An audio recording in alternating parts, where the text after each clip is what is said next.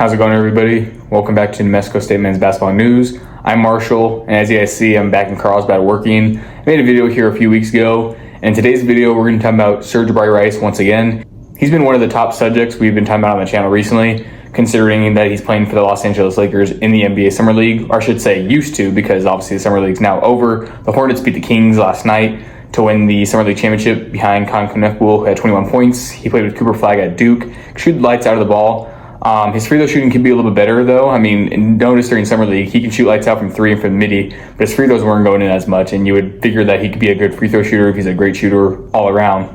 It's weird to see the Kings and Hornets playing in a final. That's how you know it's Summer League. Also, the Blazers had a 3-2 winning record. As you guys know, that's my favorite team. Super happy we got Damian Lillard back, but we're obviously not a great basketball team, so the fact that we had a winning record, once again, goes to show you that Summer League, anything can happen. Some of the top teams in the league weren't that great. The Thunder still finished with a 4-1 record and had a chance at winning the championship. That would have been funny if they won both the NBA championship and the Summer League championship in the same month span. I don't know if it's ever been done before. If it has, let me know in the comments. But yeah, today's video is focusing all in on Sir'Jabari Rice and kind of just his play through at the Summer League, and mainly his last game, because that was his best game. He had two really good games. The other games were okay. He had some games that weren't as great, some mediocre ones, and then, like I said, the two really good ones.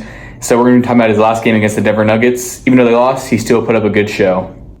So Sir'Jabari Rice did have 14 points off the bench in just 18 minutes of action. Shot 5 for 9 from the field, 4 for 4 from the free throw line, which is really good. It's rare we see Aggies, current Aggies, former Aggies shoot well from the free throw line, so that's great to see.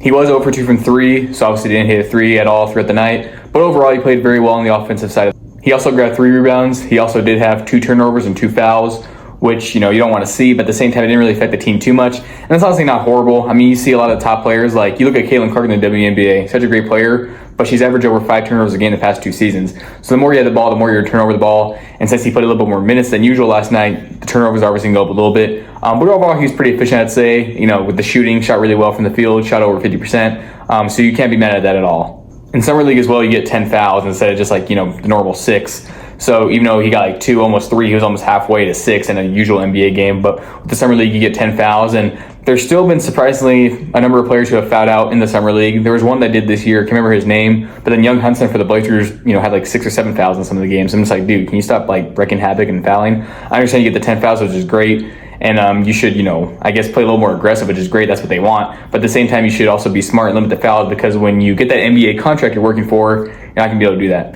And Sir'Jabari Rice, made sure not to foul too much. And I think he's definitely deserving of an NBA contract soon.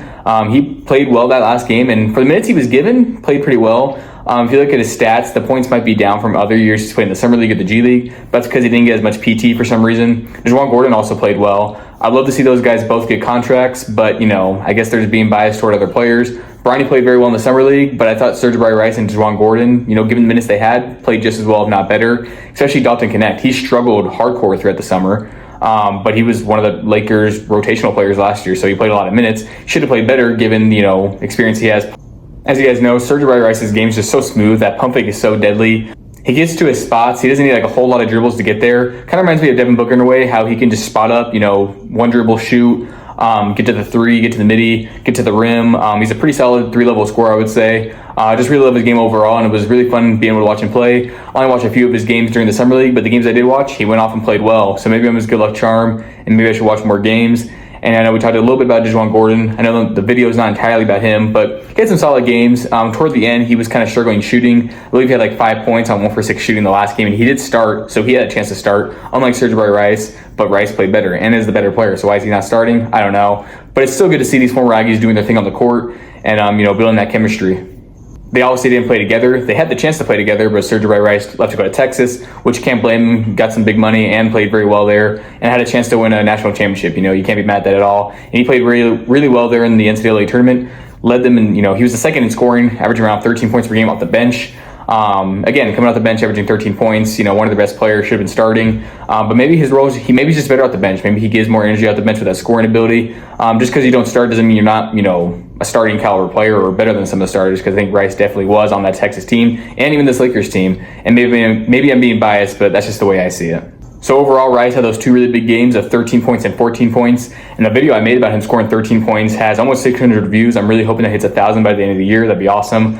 because usually at least once or twice a year, one of my videos will hit 1,000 randomly. So maybe that'll be the one. So if you haven't watched it, please go check it out and give it a like. And if you haven't subscribed, make sure you subscribe. I just got 2 subscribers in the past like couple hours, so I really appreciate that for those that did. And again, if you're watching this video and are not subscribed, please do that, because I know a lot of times top YouTubers, a lot of their viewers are not subscribed. So if that's you, hit the subscribe button below.